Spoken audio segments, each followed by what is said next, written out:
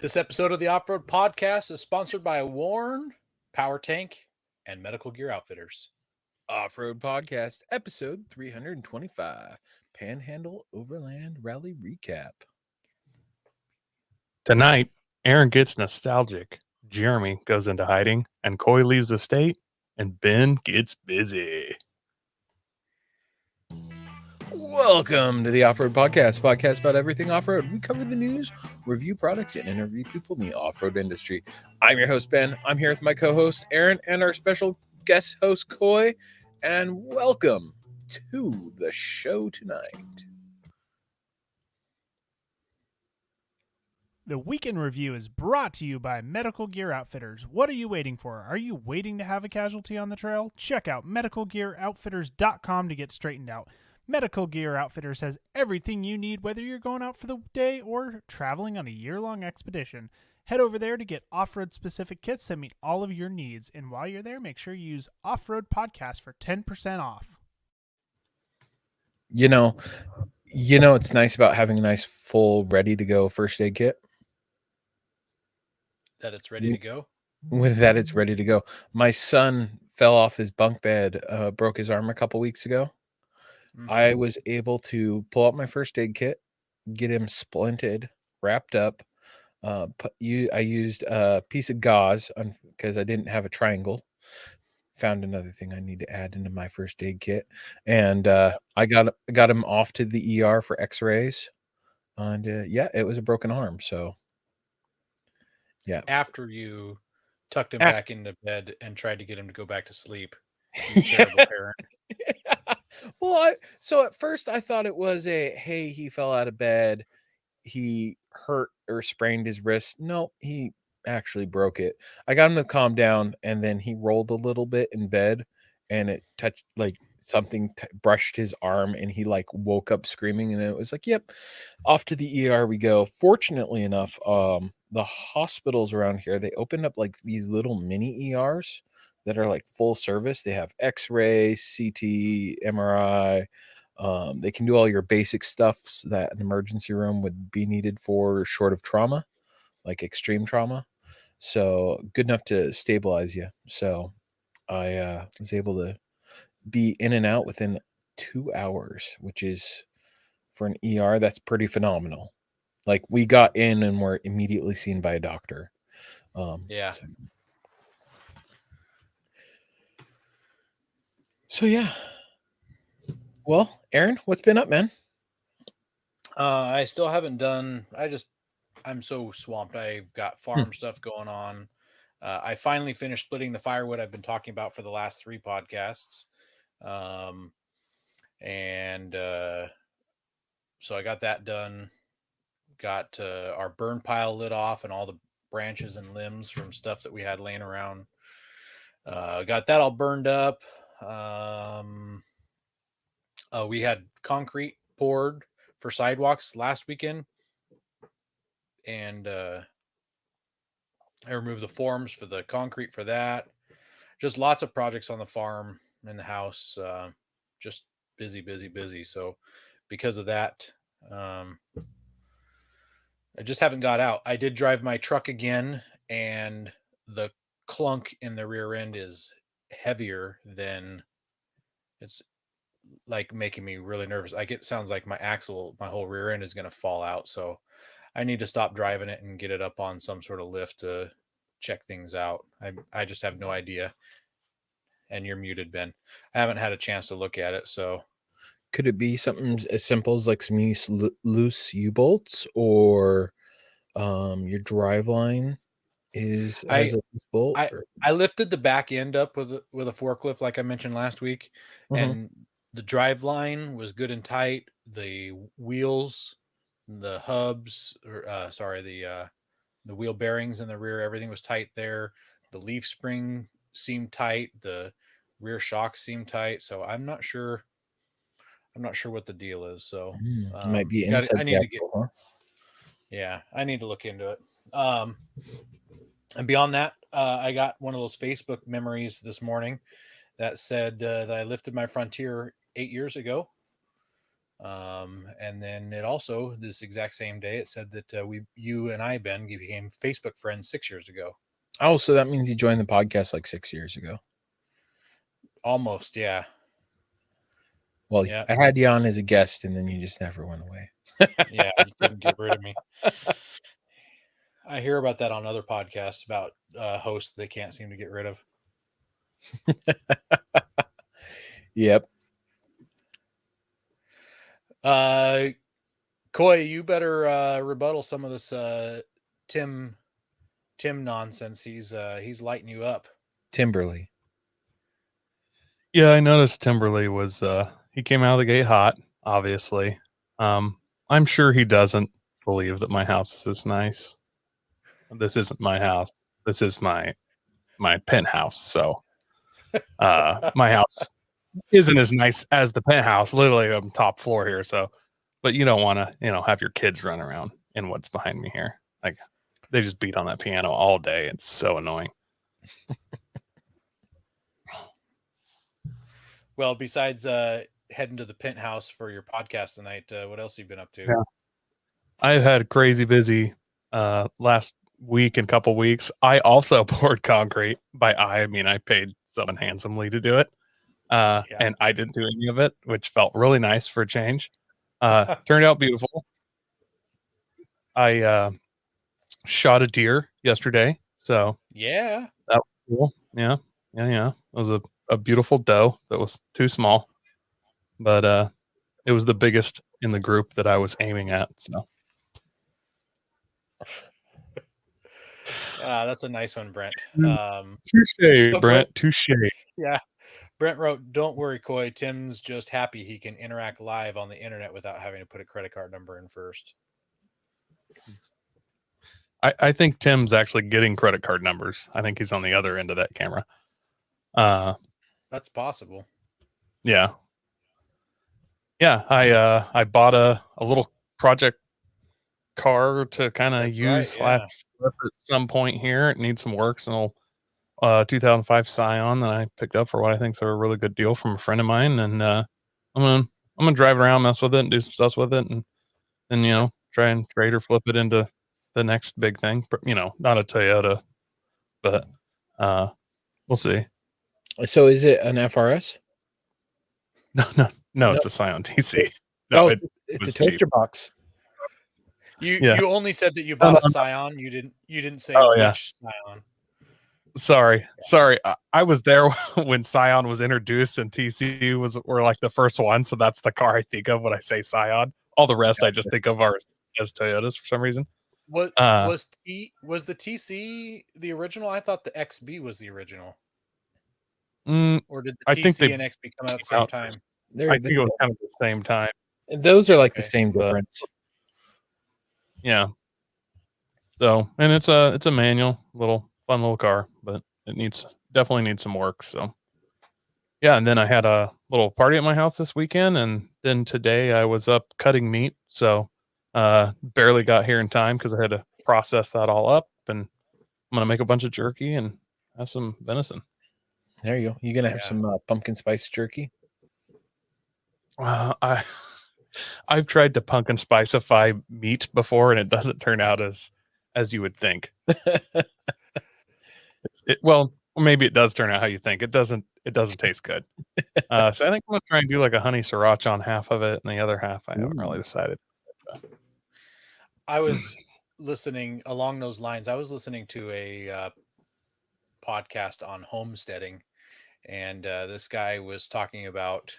I was catching up with it, so he's talking about in his next episode he was going to be going to a charcuterie class, and he called it a charcuterie intensive.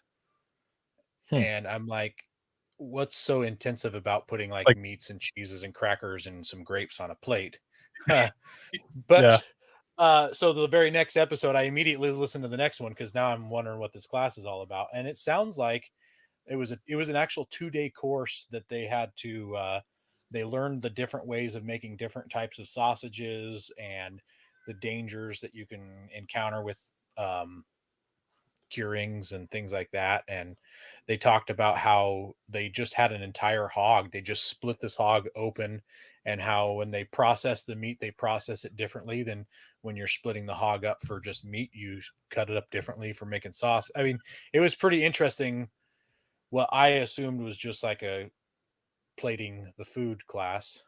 Um, and it turned out into actually making sausage. So maybe charcuterie isn't necessarily food on a plate. It's actually a method of making sausage or something. I don't know. So there This you week go. on the Meat Podcast. Yeah. I'm not sure. I must have missed something. Eric says no koi. It's probably exactly what I would think. Probably the pumpkin I'm spice thinking comment. Oh, the pumpkin pumpkin spice. spice jerky. Yeah. Yeah. Tim says, what's the name of the homesteading podcast? The homesteading podcast? So creative. I think he's making fun of the off-road podcast for being super creative. Hey, listen, Tim, we didn't come up with the name. We just made the podcast better. Yeah, we would have used a name that was like already taken and trying to steal their listeners, like the 4x4 podcast. Yeah. Oh, so I guess I should say what I've been up to, huh? Yeah. What have you been up to, Ben? Work. Oh, But I've been working chipping away at the garage bit by bit. And then yeah, that's been about it. It's just been working side projects here and there. I'm just trying to get rid of side projects so that I can actually focus on the Forerunner. My wife and I were actually debating different vehicles because she's convinced that I just need to buy a different vehicle because I kind of want a truck. And she doesn't want 50 vehicles like my dad had. So my options are, it's like, well, if you want something else, you're going to have to sell your Forerunner. So I was like, well, what about a Ford Ranger since they are available? Well, the problem with the Ford Ranger is if you break something like a CV axle, those are not available in an OEM spec. We have a customer at the shop that broke a CV axle, or we're replacing a CV axle, and he wants factory. I ordered it 6 months ago. Still don't got one. And then I was considering the Chevy Colorado, but for what I'd want in package and all of that, I'm damn near buying a Tacoma. So should I just buy a Tacoma? Yeah, you should reach out to Steve, see if he's ever finished his. Maybe you could buy Steve's Colorado. I want that bad boy. I want the latest generation, and I want a diesel like Dennis has. I would Gotcha. love a Gladiator, Kimberly, Yes. but the Hashtag let's go Brandon. yeah, I would love to go with a Gladiator, but again, the same problem is it's $65,000. Yeah. And I'm not about that big money. So that was out. And now I'm thinking maybe I should just fix my Forerunner and regear it and call it good, because my wife doesn't understand that when I regear, I'll regain that power so that I'll be able to travel over the pass with the Yeah. trailer and not struggle, which was the problem to begin with, where I was like, maybe I should switch out vehicles so I have a little more power. But I could just regear and get lockers like I want anyways. Like to a Nissan. Actually Nissan was on my list. I was considering a Nissan. I see Titan swapped and or VK swapped Nissans popping up all the time now. Like they're mainstream enough that people are now selling them. Yeah, I it was funny. I was driving up the hill on my way home, and I saw a guy with a Frontier, and it was all kitted out, and I was like, damn, that's pretty built up. I wonder if he knows Aaron, since there's not many Frontier owners out there. And it's like, dude, I like your Frontier, out the window at him. And he's like, thanks. I'm like, you gonna do a VK swap? He's like, what's that? I'm like, a Titan swap. And he's like, oh, I might have to do that. So yeah, ideas. It's all about that money though. So first things first is the head gasket needs to be fixed. And I Yeah. say you throw that new head gasket in, sell all the cars that you have, and go ahead and get a Gladiator, Ben. You'll have the power. You can run up to like 37s on those things without doing anything but like a tiny lift. Done. Oh, Just I call know. it a day. Well, and if I got a Gladiator, all the stuff I could do at work with it, like through work, I could promotional wise, like shop trucks, I get big discounts on. So Just I do don't it. know. It's Well, just a car payment. yeah. You convinced my wife on that. I want a diesel is the problem, and that's where she's hung up. I think you're What do you hung want up to on do the for? diesel. Yeah, you don't. I want It's more fuel you're economy.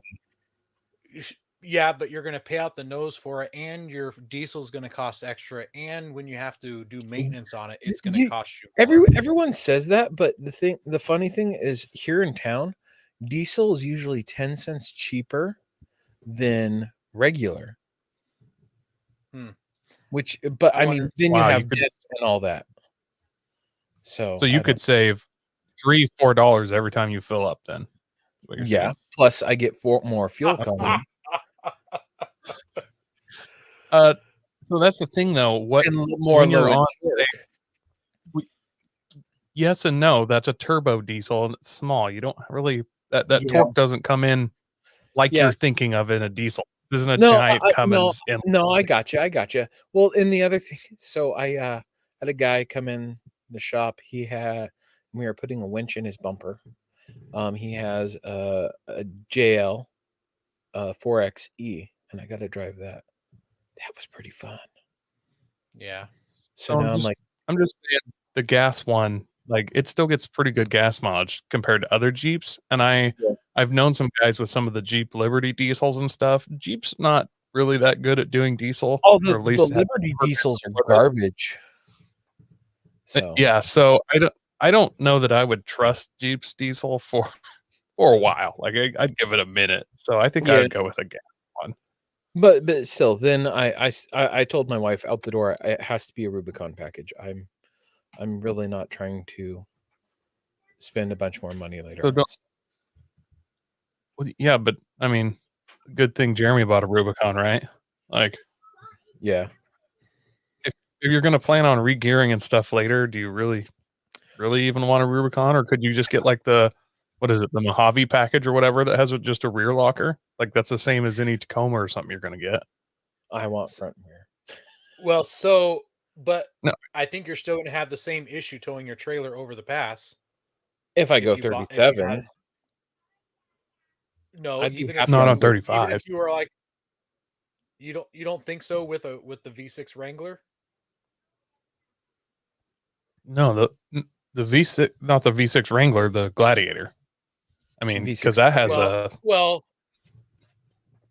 a lot higher payload and tow rating than I think but even it's still the same engine though, is what I'm talking about. It doesn't. Yeah, I know it can tow more, but he's struggling going over passes pulling a trailer when he's loaded down with all of his camping gear.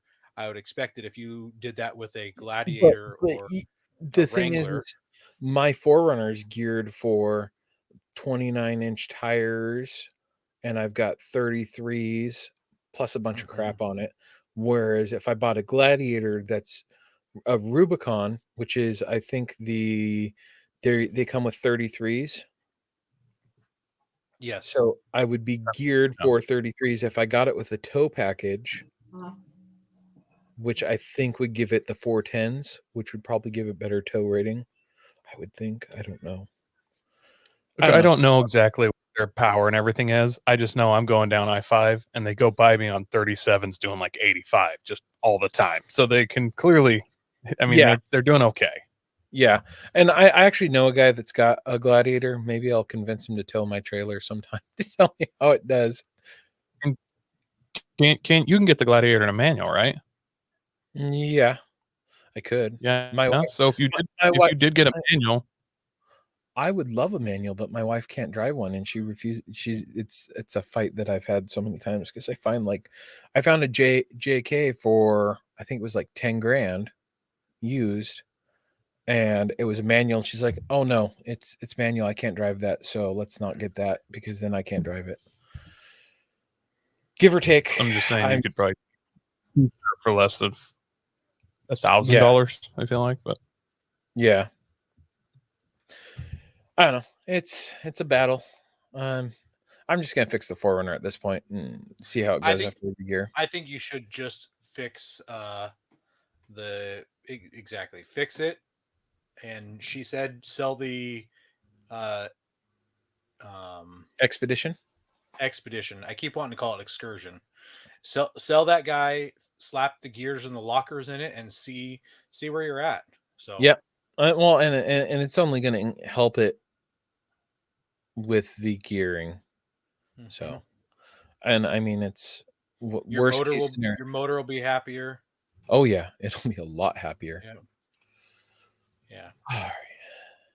Hey guys, we're looking to reach more listeners. We're going to start reading Apple iTunes reviews on air. If you hear yours, send us a message with your address, and we'll send you an Off-Road Podcast sticker. You can find all of our social media by just searching our name. Now, go hit that subscribe button.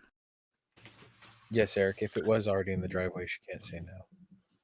That's it. Yeah, just bring it home. Pay the piper. We also want to thank our sponsor, Patriot Patch. Head over to patriotpatch.co and check out their selection of great patches, shirts, cleaning mats, signs, and stickers. You can also join the Patch of the Month Club for $15 and receive a patch, matching sticker, and artist proof each month. I've got this lineup sitting here right now. There you go. Yeah. I am carved out. Someone shared, I'm sorry, you shared that in one of the patch groups, and someone said, man, I'd love to see a movie with all of those rigs in it. And I was like, oh man, that would be a killer movie. Yes, it would. Yeah, it was. I was like, I think it was actually after the show last week. I had them all laid out on my desk. I'm like, it's almost like they're chasing each other in a race with guns. And stuff. It's like Mario Kart. And so I was like, what? I'm taking a picture. I'm pretty sure there's a movie with like most of those in it. It was that crappy video game movie, like virtual reality. I don't remember that one. Yeah. No, I can't. The name escapes me right now. It was really bad. Hopefully you didn't see it. Emoji movie or something? No. It was like a serious movie where they're in some kind of virtual reality world playing these video games. Was it the Guy movie? Whatever it's called but that was a good movie. No, before that one. No. Well, here's this Patch of the Month patch. You can see the werewolf all excited because there's a full moon out. He's got his machete and his Mac 10 or whatever submachine pistol and 9mm going on. So you can see the patch and the sticker and the artist proof. So one of my favorite things about the artist proof is that list of them on the back. My kids love looking at them and talking about them too. So great stuff. Check out Patriot Patch. They've got everything you want and more. Did you see the new ribs patch they have? I didn't think that was a new one. I thought that they've had that one out for a while, but maybe I'm wrong. Or maybe they added the glow in the dark to it. So it's this patch and the ribs glow, and I think what you're confusing it is because they had like the Valentine's patch with that same heart. I know, I recognize the heart, but I thought they had a rib cage before, but I guess I could be remembering it wrong. They've got lots of patches. Yes, and an ever growing list. So yeah. Well, I think it's time for the news. The news is brought to you by PowerTank, the ultimate mobile onboard air system for performance, versatility, and reliability. They are your source for all air-related accessories. Check them out at powertank.com.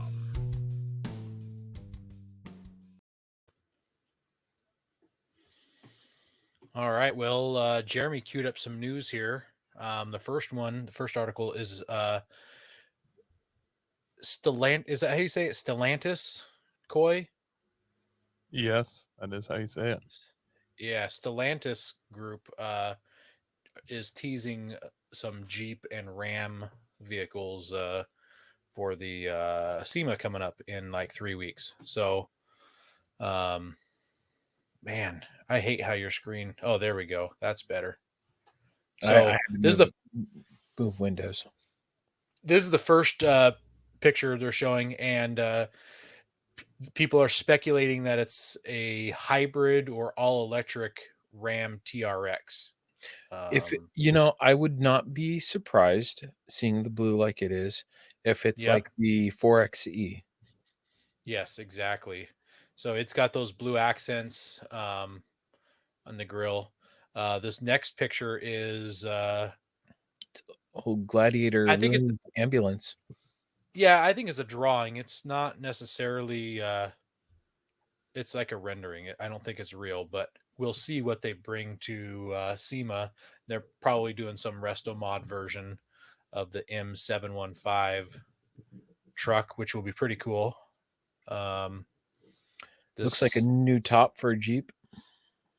Yeah, kind of neat. It's like a safari top, so not something you see every day on a Wrangler. And then this last one is I guess this isn't the last one. This is the fourth one. So Yeah. that is a 4xe of some sort, and I wonder if they're going to show Gladiator version. Why do you know it's because the E, there's a little E on the that's the little on the pillar. port. Yeah. That's the little port for the charging port. Yeah. There's actually a bunch of there's a bunch of people that go out and buy those from the dealerships, and they put them on their Jeeps and go park in. On. Yep. Park in the. Oh, I love that. Yep. So do they make it's the got 4xe and the Rubicon at this point? They don't, do Yes. they? They do. They do. Oh, I didn't realize they have put it in Rubicon.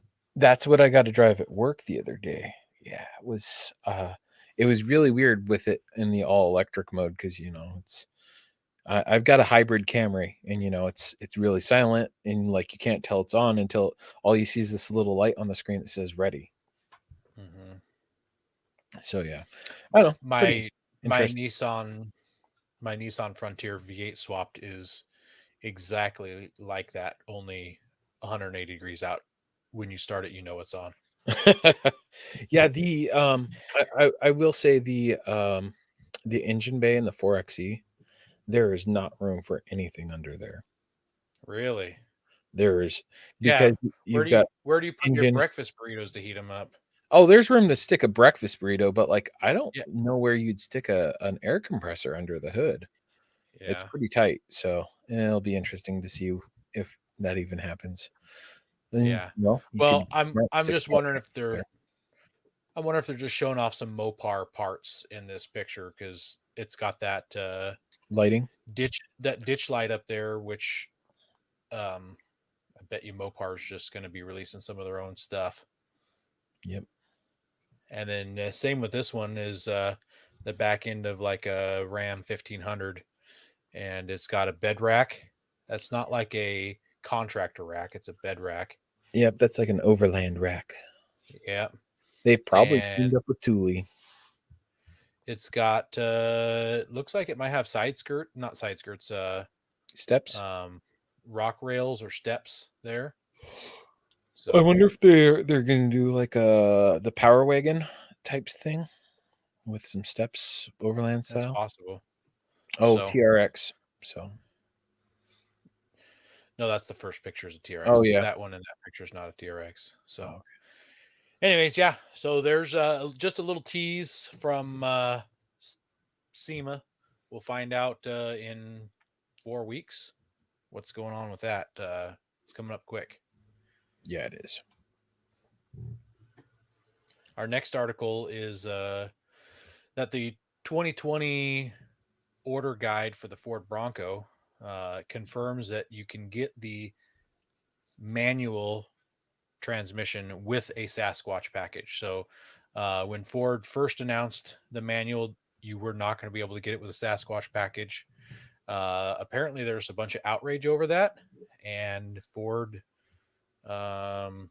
decided to say, we'll do it. We'll let it happen.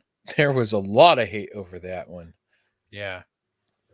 So that's pretty neat. I still have a lot of questions with how that manual is going to work with their GOAT terrain system or whatever it's called. It just doesn't seem go like over that'd work with the manual. anything. Yeah, go over all terrain or whatever it was. I don't Yeah. see how that worked with manual transmission, and I thought that was kind of the whole point of the Sasquatch package, is that it had that and the bigger tires and stuff. Yeah, maybe it doesn't come with goat mode, but it comes with all the other accoutrements of the Sasquatch package. I don't know. Maybe So it'll. that I find that it's 7-speed is interesting too. I'm really hoping that first gear is like an underdrive double low, like super granny It's- gear, it's and then it has a supposed to be. That's standard. what That'd it's be supposed nice. to be. Yeah. Yeah, But Eric says now that they've caved, nobody will order one, which is probably very true. That's how the internet works. yes, it does. I was looking at Broncos. I built one up, and it was like $44,000. I'd buy Before it. dealer markup. No, well, if you Or order it, you don't get 10,000. dealer markup.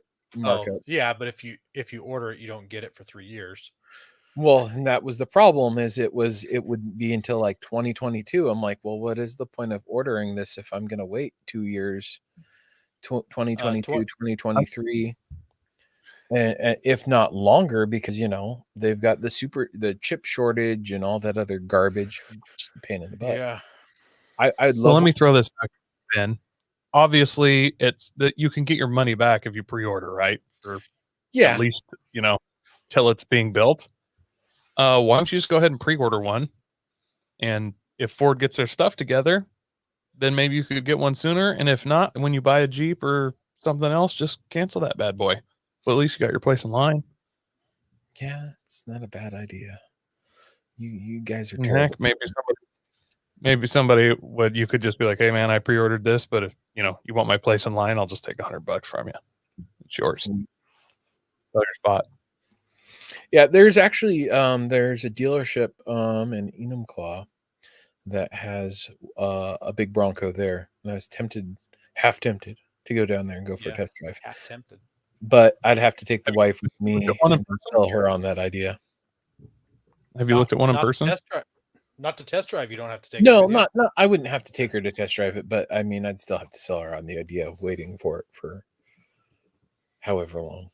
I don't know. Don't tell her. Have you? Don't tell her how long it takes until the paperwork's signed. Oh no, she already knows how long it takes. She was looking into it herself. So Have either of you actually looked at one in person yet? no, that's the problem. Is I haven't. All I've seen is baby Broncos driving around, and nobody likes those guys. So No. I've heard. There's but- one in. Black Bear Pass especially doesn't like those baby Broncos, I hear. But there's one at a dealer in Salem. There's one Well, at a and dealer in Salem.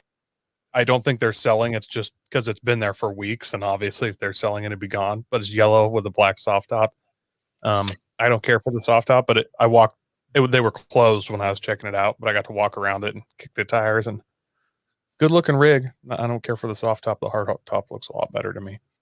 I was offered the opportunity to check out the ARB one. They said I could come up anytime and check it out, do a little tour of it. Dirk said I could. Again, time thing I haven't had a whole lot of. So who knows? Yeah. We'll see him soon enough. Hopefully in person one of these days, and I'll get to drive it. And then I'll be like, I want it or I hate it. What are you drinking there, Coy? It's some delicious black cherry soda you left at my house. Oh yeah, okay. That's kind of what it looked like. Good. Yeah, no, for sure was that. I was thinking about. I got some really delicious Yukon Gear launch energy drink. That's also pretty decent. Camera's Oh not yeah, showing I've that had very those well. before. I've had those before. They're good. Go prepared with Warren Industries. They produced the first recreational winch in 1959 and lead the industry with their dedication to quality and reliability. When you dig yourself in deep, make sure you have the right tools to get yourself out. Get Warren equipped and go where others can't. Now, let's get ready for adventure and head into our main topic.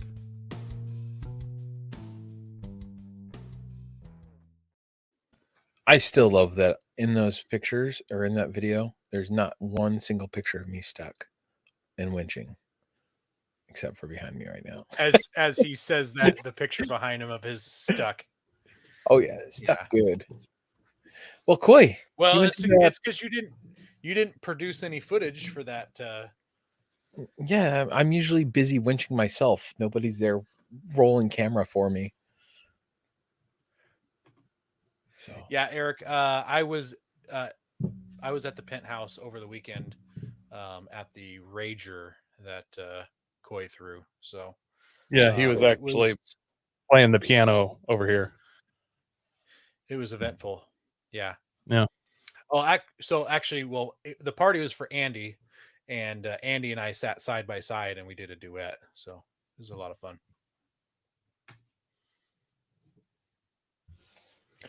So, Coy, you went to the Panhandle Overland Rally. How was it? I had a great time. Quite enjoyed it. I got to say real quick, I noticed in the intro when Ben says Off-Road Podcast episode 325 Panhandle Overland Rally recap. If you just do like the acronym for it, it's POR, POR, or add the extra R for the recap. So is this like the rally for the pores? No, it's for the rust remover guy. Oh. Yeah. Took you a minute there, but yeah. Poor. Yeah. I don't think it's for the pores, but maybe. I mean, depends on what your version of pour is.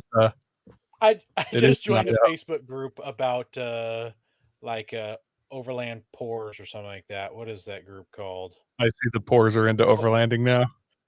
No, this one's called Overlanding for the Pores. So that sounds like I need to be a part of. Send me an invite here. You've probably got pictures of your stuff in it already. Probably. Somebody's already shared bits. Yeah, I'm sure. I'm sure somebody's somebody's memed you. There's screenshots of your stuff. Oh my goodness.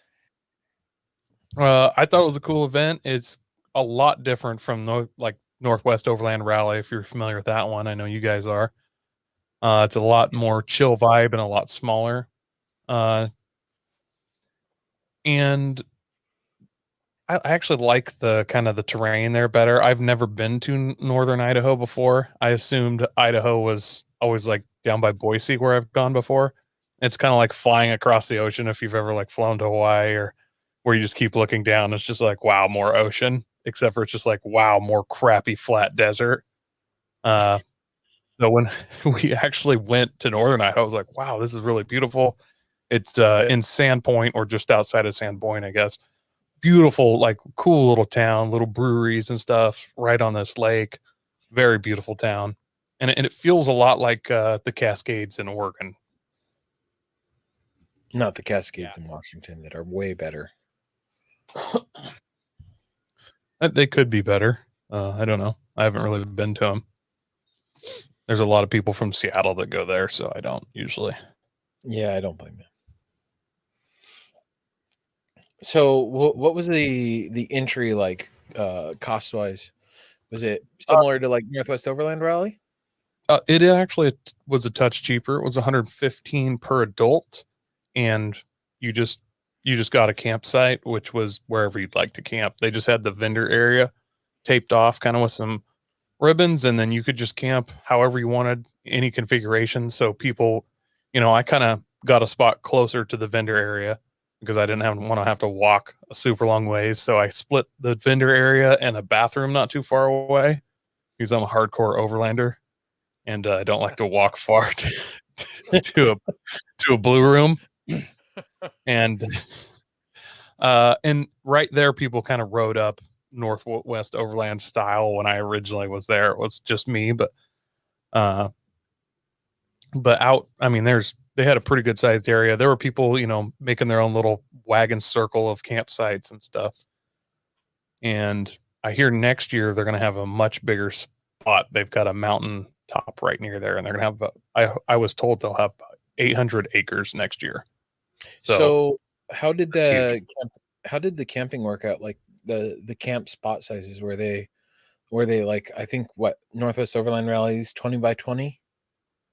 there's no assigned spot size. You just park. I mean, it's a massive field. I don't know, So roll up 70 acres. if you went and make all There's the literally space. a vendor area marked out, and you just roll up and park in this field anywhere you'd like.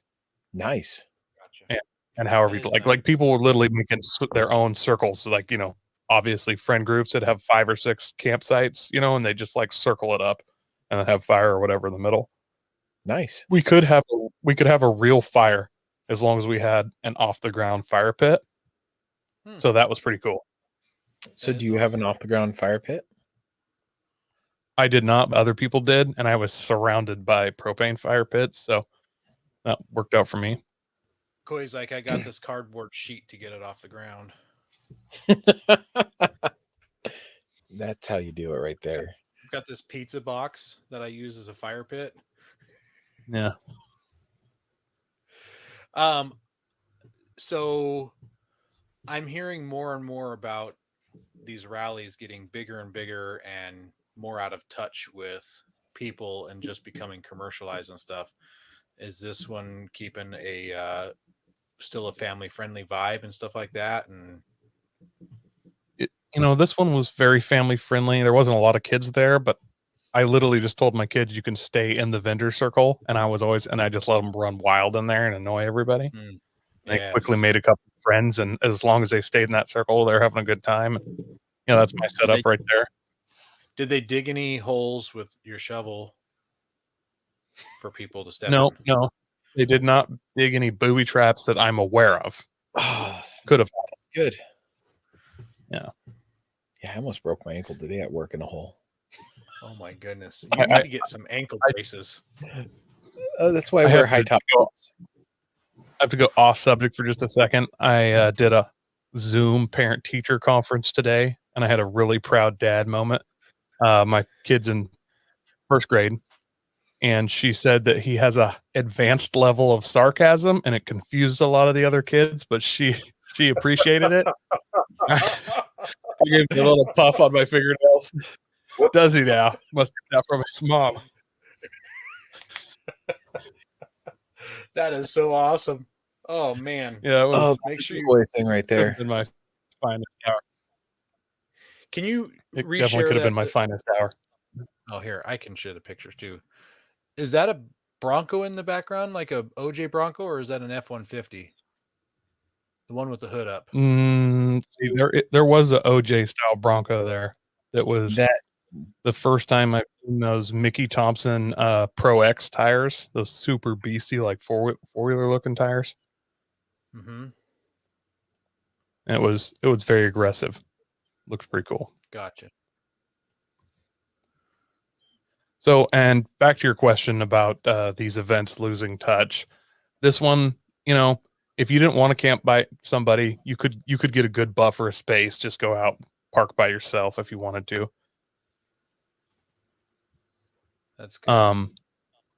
Yeah. So this event was capped at 500 tickets sold, and that's adults. So it's per adult. Oh, so if you had 2 people in your vehicle, then that's 2. It's not by the campsite. And I think they sold right around 300 last I had heard. And I was talking to somebody that was working at the event. I don't know if they had any actual sway or not, but they said they weren't planning on opening up that cap to go over 500 tickets. They want to keep it at 500 tickets.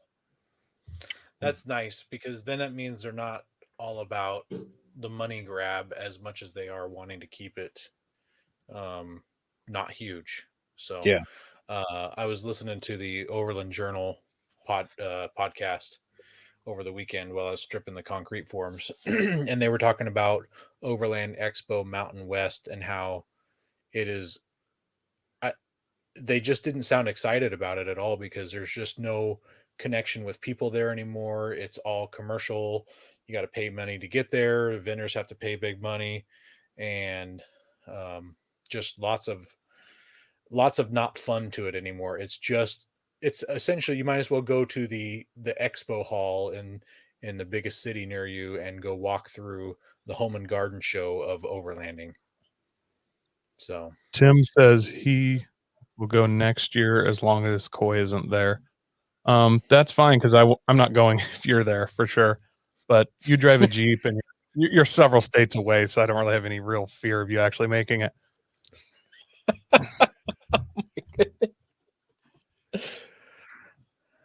Yeah, there I we mean, go. you So could. I don't know. I've never seen a Jeep trailer to an Overland event, but I mean, I'm sure it's it's like trailer trailer your Jeep to the Overland Rally. Is that a thing? Should be a thing if it's not. Oh my god. it most likely is. I think people trailer Yeah. their Jeeps all over the place. I might not start out trailering it, but they end that way. Yeah. You took some pictures of the mules. Looks like an 80 series they chopped up and put a tray on. It's a bobbed flatbed 80 that was absolutely useless mostly because they turned it into a 2-seater, but man, it is dreamy. It's got a LS in it. It's got that That's box I on the thought back. that was Like, I thought that was an LS, but it's got a TRD air box or something. I don't know. I'm pretty sure that's an LS. I just assumed when I saw that intake, but that could be something else. Does Toyota do any of the Toyota V8 intakes look like that? Yeah, I have no idea. I don't either. When he fired it up, it sounded like an LS, but Okay. you know, Well, then could have been something else. That thing's definitely got some money dumped into it, though. It's gorgeous. It's very gorgeous, and yeah, it's got. I mean, every part on it is name brand, cool, expensive, like beautiful. If I was a single man with way too much money, this would be the perfect camping rig. I would like to know why they decided to paint the firewall yellow. Maybe that was the original color. Did they have bright yellow 80 series? I don't know. I've never seen one. Yeah. So I'm guessing Maybe someone just else an- had it big bird yellow. It's just an odd accent. I see a tiny bit of yellow over in their battery area and then a little bit of yellow on a coolant cap or something. So I don't know if they're trying to tie it together with yellow or what, but Yeah, the dipstick it's just Oh. odd. finger hole thing is yellow too. Yeah. I hope they didn't paint the firewall because the dipstick pole was yellow. So yeah, definitely a cool rig. I bet there's tons of money put into this thing, and Coy's exactly right. I mean, unless you're a single person, even having a second person with you, that it just is going to be tight on space. Yeah, well, and something that's got me thinking, like, where are they sleeping? Are they sleeping on the ground? Do they have some swags that they're going to use? Yeah, I don't see swags. I don't see a ground tent. There's not a rooftop tent. So if you have the money for this vehicle, I assume you're sleeping at like a Best Western. at the Hilton. Yeah. They brought this in on a trailer, if I remember right. I don't know that it's completely finished kind of type thing. And it's Like it's not build. it's a shop build, it's a showcase thing. And in that respect, it is gorgeous. And I'm wildly jealous. Look at the snorkel is missing a head. No, Well- that's the company that make those. I believe it's called J Max, and that's an aluminum pipe. That's how they make them. Yeah. But there's nothing on there. Yeah. Well, you don't have water blowing into it from that side. It's up above. No, I know, but like usually there's something to finish it. Hmm. It looks unfinished. I don't know. Yeah, I like the aluminum pipe snorkels, but I like them where they're so you can throw a pre-filter on them. I don't know. Yeah, Pre-filter all the things. absolutely. So what was the besides Mule? What was the other vendors kind of going on out there? So that's a little bit of the disappointing part about this. This had a lot less vendors than, say, Northwest Overland Rally or probably any of the rallies. I was expecting some more vendors. All the vendors there were friendly. Red Arc was there, and they have a truck that I didn't take any pictures of, but they have a flatbedded Tacoma that looks kind of similar to that Land Cruiser that we were just looking at, but it's just like this thing is a red arc. He has lithium batteries like all over, and it's just crazy amounts of power that he's running stuff. And let's see, Warren wasn't there. I noticed our friends from Warren didn't make it, but I was a little sad not to see Andy. But I think his back is blown out or something right now. Yeah, he's got Mhm. 2 slip discs, I think he said. He's down and out Two- for a little while. 2 slip Yeah. discs and a microphone. Yeah, he's Andy's down and out for a while. I was actually talking to him about doing a winching class up here, and so yeah. So that was the other part I was disappointed with this. They had very little classes. So I got in the day before it actually officially was open because one of the vendors was Heather Dunn. She put on like a survival class with another guy, Mike, and I kind of knew her, and she just kind of tried to get a group in Portland to show up, and I wanted to get it there a day early so I could actually be rested instead of rolling up to the event with 10 hours of driving under my belt and then just falling on the ground. So they put on a survival class. There was some Air Force Sears guys there that did a little survival class, and then it was Backroad four-wheel drive for training was there and did winching, high lift, kind of every day. They did some off-road classes, but as far as I'm aware of, that was all the classes they had. So I am used to kind of the Northwest Overland Rally schedule where there's so many like cool classes going on. You just got to pick, like you can't go to all of them. You got to pick what you want to do. So I wish they'd had a few more classes going on. You should have put one on. Yeah, I don't know if there's a class for sarcasm, but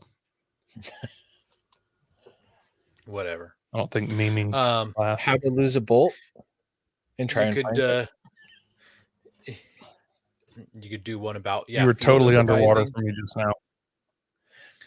You could do one about field improvising. You could do one about scuttle cooking. You could do like a podcast show, like how to do podcasts that don't suck.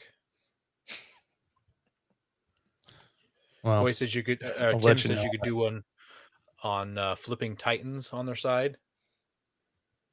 Yeah.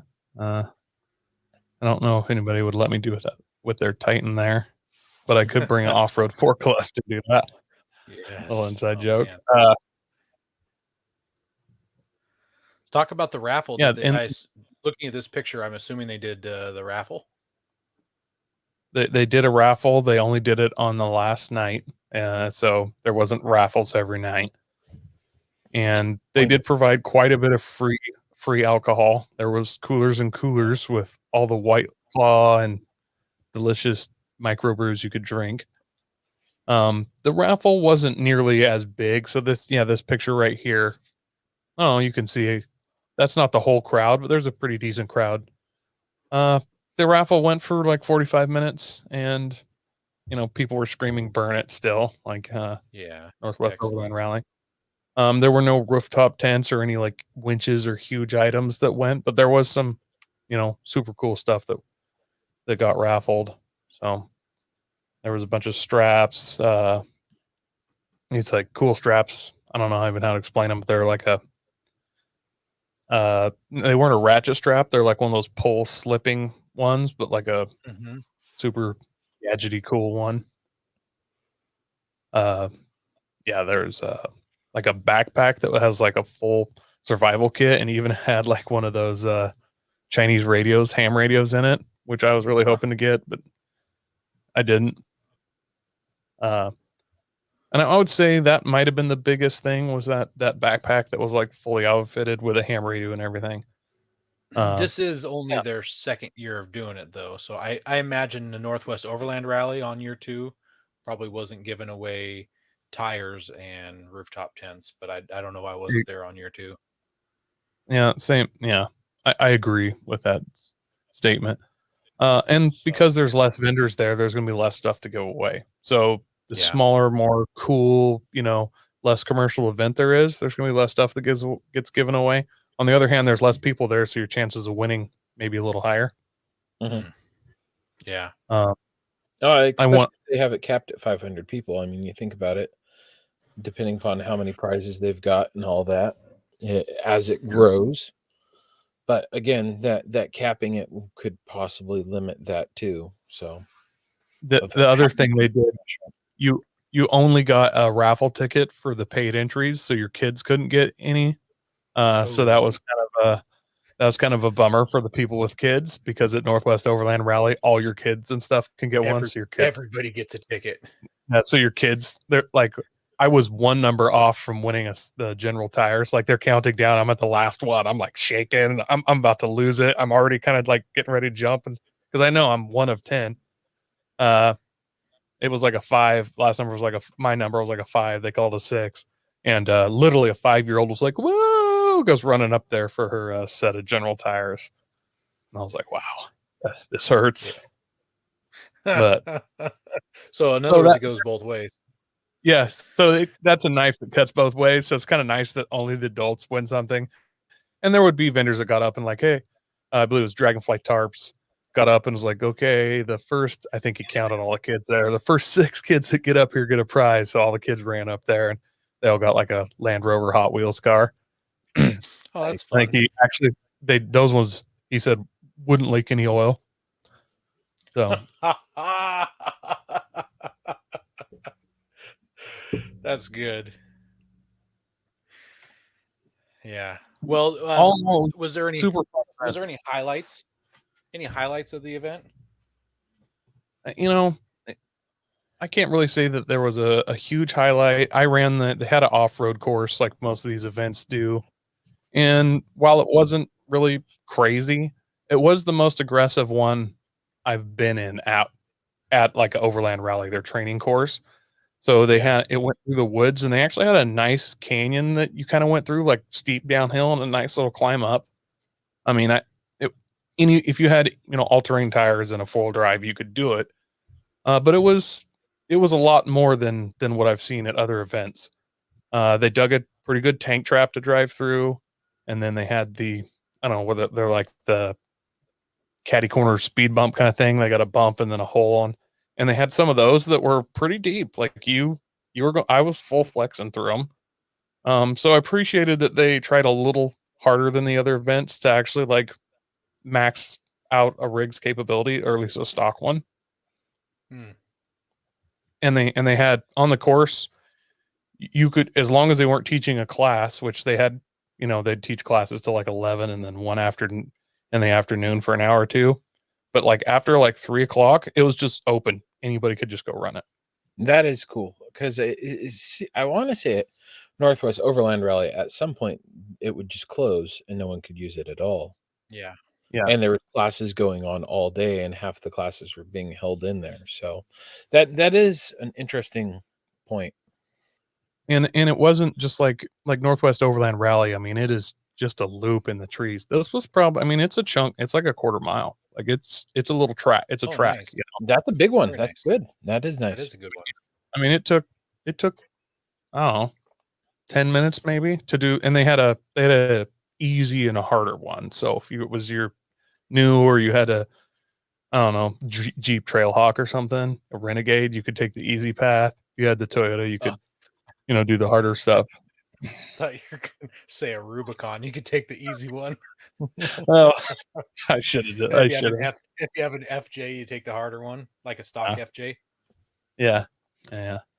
So Brent here posted something, and I wonder if this comes down to the whole vendor thing, is that they never contacted vendors back that asked about booths.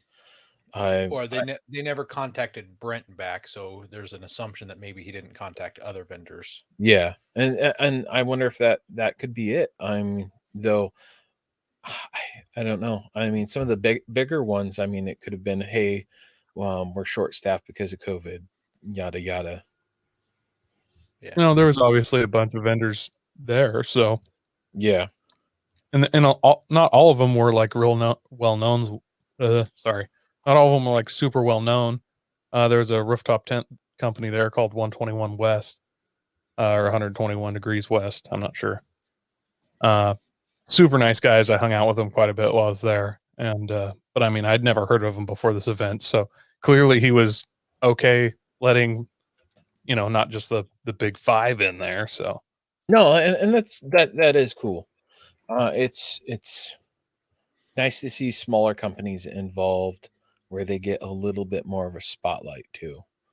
yeah. And there Was were, there anybody selling beef jerky? I didn't see any beef jerky vendors there. There was a pulled pork vendor though. Was A there- coffee. Yeah. There was like a smoked brisket pork, like pork sandwiches, pulled pork sandwiches and stuff. Goodness, that For sounds good food. right now. It sounded good there, but I brought all my own food. Yeah, I mean, and I had sandwiches. You know how it is, Aaron. yes, for 2 egg salad sandwiches for 2 days in a row. 2 days. Well, No, no, that actually, was just the sandwiches. Yeah, I packed all the food. Actually, it went pretty good. And I was well. There was also a coffee shop.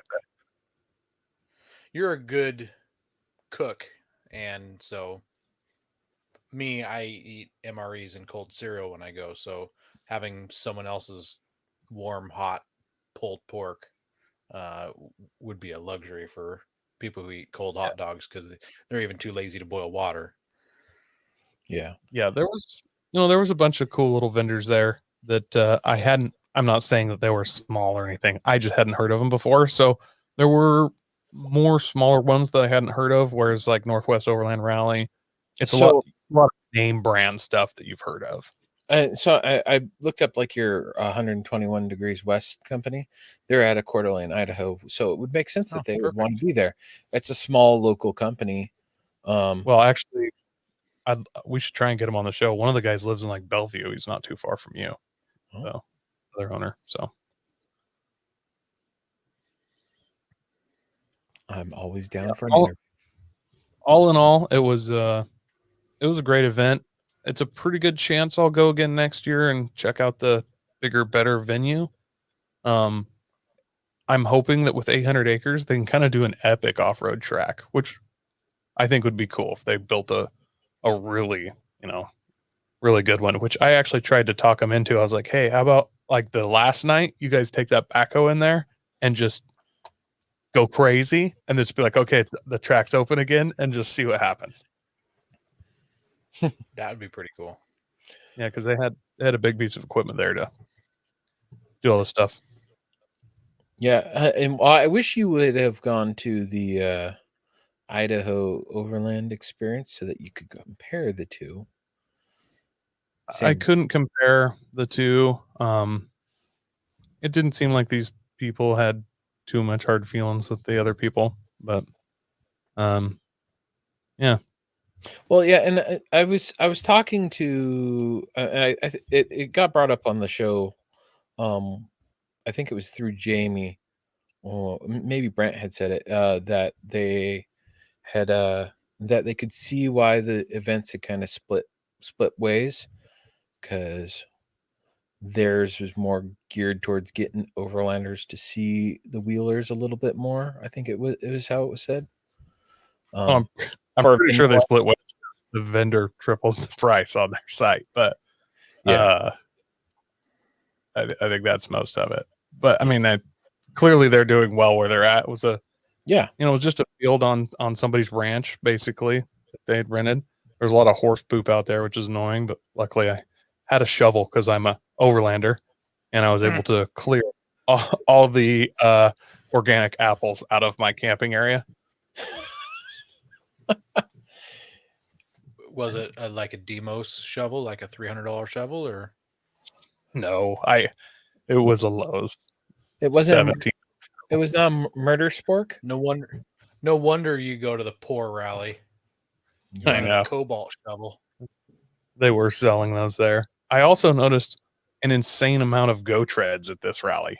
I don't know if the go treads is like the one that fold. Yes, yeah, the folding TT Max Track knocky offy thing that your buddy had that came with his trailer. Yes, Yeah, they came with a turtleback trailer. Yeah, Richard. Yeah, I'm really surprised that those are being sold like came crazy with a there. turtleback. I was too, honestly. You know, If I spent turtleback money on a trailer, I would expect like a Max Track that was hand signed by the guy who made it in Australia or China or wherever they're made. You need the Max Track Extremes, with the embossed signature and everything. I've heard good things about people who've used the Go Tracks, but also those are the same people that are not wheeling hard enough, in my opinion, to need a Max Track. So people that wheel hard need Max Tracks? No, I'm just saying like if you're snow wheeling in deep stuff where, they would actually be useful, or in sand where they'd be useful, where I don't think a Go Track would be as useful. I like Max Tracks. I think they're a great product, but if you go with the hardcore crawler guys and the deep snow guys, I don't think you'll see any Max Tracks. Tim is talking about wearing a turtleneck here in the comments. I don't know. Because I wasn't at Christmas Valley when Richard Coy's friend was using them to try to extract himself from, I think he was high centered in the sand. I didn't get to see them being used, but he said that they just kind of folded up on them. So, I don't know. Well, I think that about wraps up the show, huh? Yeah. All right. Yeah. Well, thanks to everyone who listens to us weekly. We also want you to watch us live on, and also those who watch us live on YouTube. We really do appreciate you. Go out, share us with your friends, your family, your weird cousin that might like going out in the woods and getting lost and drinking a pack of Coors while he's out there. And it might just help us grow. And God bless America. Oh, I should have had that pulled up. Don't forget to visit Patriot Patch and join the Patch of the Month Club. Check out our Gaia affiliate link for up to 40% off. Also, don't forget to head over to Warren and Power Tank to see all of their great gear. We are a proud part of the Firearms Radio Network. Got a question or comment? Send it to us through our webpage at firearmsradio.tv or through our social media channels by searching for Off-Road Podcast. Also, you can listen to us live at overlandradio.com, Mondays at 7 p.m. Pacific. When off-road, please remember to have fun, tread lightly, be safe and courteous, and thanks for listening. So Tim in the comments says that he's the weird cousin, and Eric says that his weird cousin is on the show. There we go. Got a bunch of weird cousins there.